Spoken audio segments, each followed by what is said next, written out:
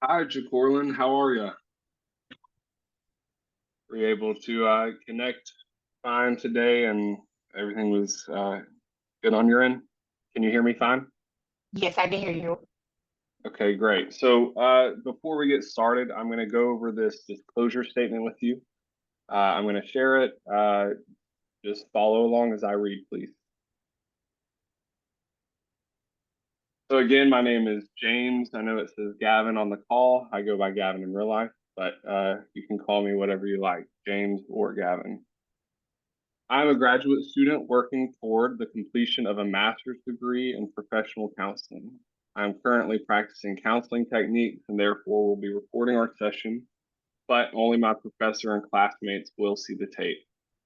The recording will be destroyed at the end of the semester. Likewise, you should know that there are some limitations to my counseling. Please note that it is not possible to guarantee any specific results regarding your counseling goals. However, together we will work to achieve the best possible results for you. Any questions? No. All right, and here's a little overview of your rights as a client.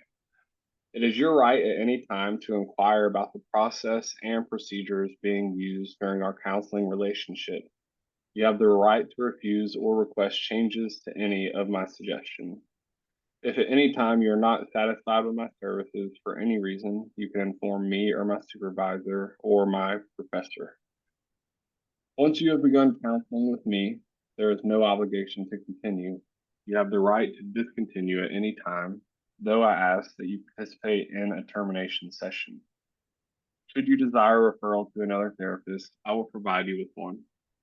My services are rendered in a professional manner consistent with the ethical standards of the American Counseling Association. If you have a complaint concerning malpractice, this can be reported to my supervisor or my professor. Now, here I'm going to talk to you about our limits of confidentiality. Everything we discuss in session will be kept confidential, except if I determine you are an imminent danger to yourself or to others, if you report child or elder abuse or neglect, if your records are subpoenaed by a court of law, if you disclose sexual contact with a mental health provider with whom you have had a professional relationship, if information is requested by your contract provider or insurance company, and if I am being directed by you in writing to disclose information to someone of your choosing, and if you bring a malpractice suit against me, that also waives your rights to confidentiality. Are there any questions about that? No. And lastly, you are also aware that this session may be recorded. Again, it will be destroyed upon completion of this course, as long as you're willing to sign this paper here. And I presume you signed it on your end, yes? Okay, great. So, Corlin, tell me a little bit about what brought you in today. I just have gotten to a point where I know that I need to take steps, the necessary steps to deal with some anxiety that I struggle with. I have pretty high levels of anxiety, both from work as well as just trying to figure out how to balance everything, figuring out how to balance home life and work life. So just a bit of anxiety, anxiousness that I've been struggling with. Okay, and before we go too far, uh, have you ever been treated by a psychiatrist? I see here on the NHC form. It says you have or you have not. You have not. Okay, you have not been treated by a psychiatrist. Okay, so that being said, and you're coming in for anxiety and trying to learn how to kind of find a balance. It sounds like what are your goals for coming to see me? Just finding a way to navigate through the anxiety, like when I feel the anxiousness, um, I guess this find coping skills, be able to build like a healthy level of coping skills to be able to use when I feel anxious. Okay, yeah, Um, and I'm looking at the form and I see you do have some high numbers on anxiety, nervousness, and stress. Um, so let's talk about that a little bit. Tell me about what those anxious feelings, well, how do they manifest in your life? What is anxiety for you? What does it feel like? it feels like I'm suffocating, right? Like I get overwhelmed, not easily. I normally put a lot on my plate, which is part of the reason why I deal with a lot of anxiety, because I have so many things I'm doing at one time, and deadlines can trigger the anxiety when it's getting close to something being due, or when I just have to show up fully, builds a lot of anxiety. And then the idea of failing at any of those things that I put on my plate causes a lot of anxiety. Okay, and what does it feel like physically to you? Like what would you say? So I heard you say suffocating. So Mhm. do you feel that like in your chest, in your head, and your whole body? What is it like physically? Um, Physically, I feel like I tense up. I know that I get in my head a lot. I'm thinking a lot, which does cause headaches. I tend Okay. to sweat in high anxious moments. Could I ask before you go too far, how often are you having headache? Um, I can't put a like a direct number on it because it just they happen when they happen. Yeah. But I'll say I probably have like high anxious moments, like maybe like once or twice a day. So I guess out of those 1 or 2 times a day, I might have a headache, maybe like once. So daily Cause you're I'm having you're having yeah, daily headaches. yeah, Okay. You didn't mark that on your form, so I'm going to mark it for you. Do you thanks. think out of 1 to 10, 10 being the most frequent, would you say a 9 or a 10? I mean, I say like an 8. okay, we'll do 8. I just want to make sure we're on the same page. So you're having headaches daily from your anxiety. What other physical symptoms would you say you're having along with that? Um, I sweat.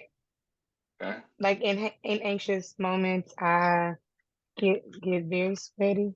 Give me an example of an anxious moment for you. Um, What's something that had happened last week? Speaking in public, I've had to speak in public recently, or like speak in just out loud in a group of people, and that causes lots of anxiety. Um, the idea to perform, like I have to, put on and do my job, caused me to like sweat profusely. Okay. So it sounds like yeah, you have a you set expectations or you think other people are setting expectations for you and that's what kind of gets you anxious. Yeah, you can say that. Okay. So thinking about these times where are there any other instances of anxious moments, not in public speaking, because that is a pretty normal response to public speaking is anxious feelings. Um, like I said, really just when I have things that I have to get done and I feel as though I might fail at it because for whatever reason, then I probably have more anxiety than normal. Okay, so there's a fear of failure mixed in there too. Yes. Okay, and earlier I heard you say deadlines. Deadlines kind of get to you sometimes too.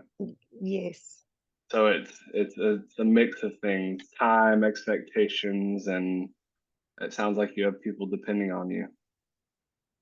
Yes, too many people. Tell me about that. Who is depending on you? Talk about that. Work wise, I'm in education, and so work wise, my students, one, my outside of my students, their parents, and then my team, because I play a heavy part in my job. I deal with behavior, but I kind of do my job in other people's jobs. And so I kind of carry a lot of the heavy load or the heavy lifting. Are you being asked to do the other jobs, or are you taking on those other jobs yourself? So it's one of those things that if I see something that needs to be done, well, to answer your question shortly and directly, yes, I take it on myself. But it's because when I see something that is either lacking or if I know that something needs to be done and either somebody's not available to do it or um, they've missed it, then I typically step in to handle it. Okay, so tell me if I'm wrong. It kind of sounds like one of those, like if you want it done right, you got to do it yourself sometimes thing. Yes and no. No, I have that when it comes to my own projects because I just like things to be done a certain way yeah, in my own projects. But when it comes to being helpful to my team, I think I overextend myself more okay. so in that area. But when it comes to my own projects, yes, it's a level of I just would rather do it myself because if I tell somebody else how to do it, or I've told someone how to do it and they didn't do it properly. And so I would prefer to just do it on my own.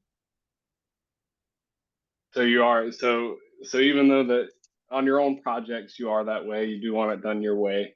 It sounds like you're still willing to take on that extra load in things Yes. like the workplace. And uh, would you say that you are uh, skilled at communicating when you need help? No. Okay.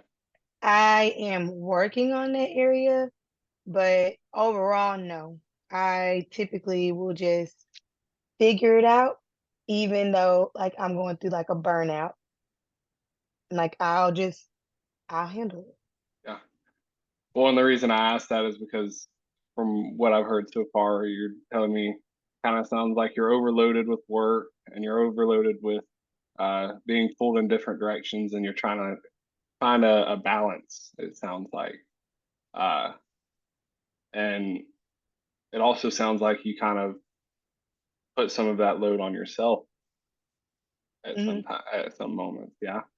You can I'll agree agree with with that? today. Yeah. Hmm. Okay, so that's I think it's a good thing that we can at least recognize that. Uh, and the fact that you're here talking about it at least shows that you want to do something to be a better communicator when you do need help and not not wait until it's already too far past the burnout to start asking for help or you're trying to get ahead of it, you're being proactive. Yeah. So let's look a little more over this NHC form because I it sounds like you have a good idea of why you're here. But there's also these questions on the back page that I want to kind of dive into with you because with these fear of failure and this overloading yourself and putting all this work on yourself, I kind of want to know about your past a little bit. Tell me what was the household like as a young girl with the parents? How was their relationship with you from your perspective? So I was raised in a single parent household, Okay. and it wasn't my biological parent because my mother passed when I was a child, and my dad was not present. So I left. We moved with my aunt, and I was raised by my aunt. Um, Tell me about your aunt. I I mean, she's an interesting person, but she worked a lot. She's hardworking. Um, she didn't talk through a lot of things. Like we got in trouble for more things than we actually talked through. More spankings than actual communication. Mm. Um, and she was just a disciplinarian, uh, for lack of better terms. And yeah, I mean, we had fun. We had some times where there were fun things that we did as a family, but overall, she worked a lot. And she had 2 boys, but then she took on my mom's kids, and so that was 4 out of the 5, and we lived in a two-bedroom house, and, on top of the 5, 6, 7 of us that were in the house, there were cousins and nieces and nephews that would get put out and end up coming to our home. So we always had a lot of people in the house. Um, So, so you were in a busy environment. yeah,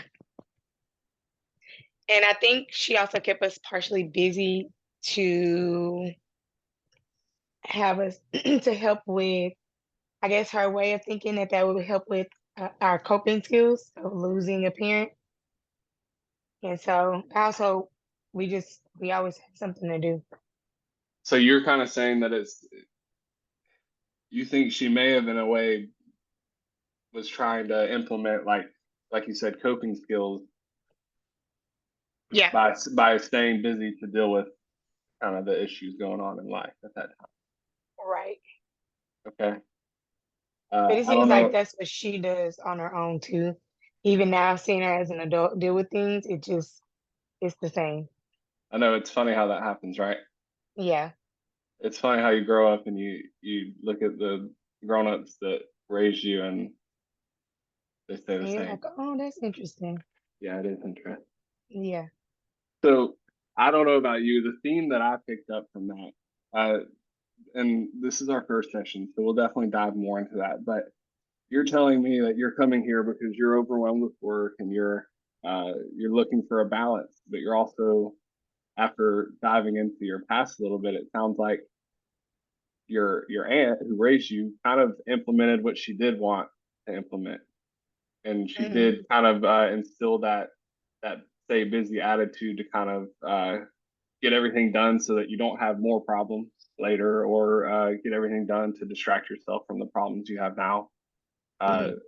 so can you recognize that? Do you, because from my point of view, that's what I see from just the short story I got from you. Do you think that could be related? Yes. So, Aunt, was there any other adults in the house? My older sister was around. I Okay, ended up moving with my older sister when I was in the maybe 10th grade. And it was some of the same behaviors, kind of like busy, busy, busy, busy, busy. and And that was, can I ask what her behavior? Does she have similar behaviors today? yes, she stays busy a lot. Okay, Yeah. so your aunt was persistent. It sounds like. Well, my sister wasn't really raised by my aunt. Okay, So that's just something she picked up. I don't know. She's in the military as well. And okay. so, So she's a busybody too, though. Maybe it's yeah, genetic. I Maybe it's don't know genetic. about Could be. that. All Yeah. right. Well, I don't want to get too far into down the rabbit hole of family dynamics, but I do think that we've done some good work here today, uh, and I've got an idea of where to go moving forward. Uh, I want to ask, what do you think? What can you get out of these sessions moving forward? Well, my hope is to, like I said at the beginning, to gain better coping skills. Okay. And then to also be able to recognize when I am feeling anxious. So that way I'll know which coping skill to pull from. I'm glad you said that. That's one of the things I have written down as well for all of my first time clients is I want you to be able to recognize those feelings when they come up. Uh, so I'm glad you said that because I'm going to send you off with a little bit of homework on our first session this week while you're off on your own. I want you to just write down 2 or 3 words about what you're feeling and what your thoughts are when you're having those moments of anxiety. So say you have a bad moment at work, just write down on a post-it note or however, whatever works for you. But what I'll recommend is just have a post-it note and write down overwhelmed, uh, feeling this, my body feels sweaty, or I got another headache. Maybe this would be a good idea to start ranking your headaches on a scale of 1 to 5 or 10 on a pain scale, just so you can kind of track the severity of those. But I think we're on the same page about what we want, the kind of work we're going to do here. You're looking Mm. for some coping skills and to recognize your anxiety, and uh, I want to send you off with a list of 99 coping skills that I have here. I'm going to put it in the chat for you. Actually, I'm going to share it through the screen first, and then I'm going to send it to you after our session. So you can look through this list. It is from a children's hospital, but I promise they work for grown-ups too. You can look through this list, and when you're having a moment of anxiety, uh, just pick one. Pick one that's convenient and fun to you, and try it out, and just see how you feel after that. And besides that, I don't want you to try to do too much work this week. I want you to just work on recognizing your anxiety, and then try to pick a skill to replace whatever behavior it is that you're participating in. Before we end our session, is there anything else you'd like to talk about before we move on? No, I'm okay.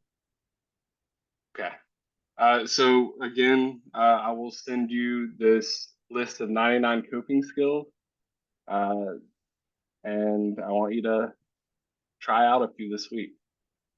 All right. Okay. Have a good week. You too.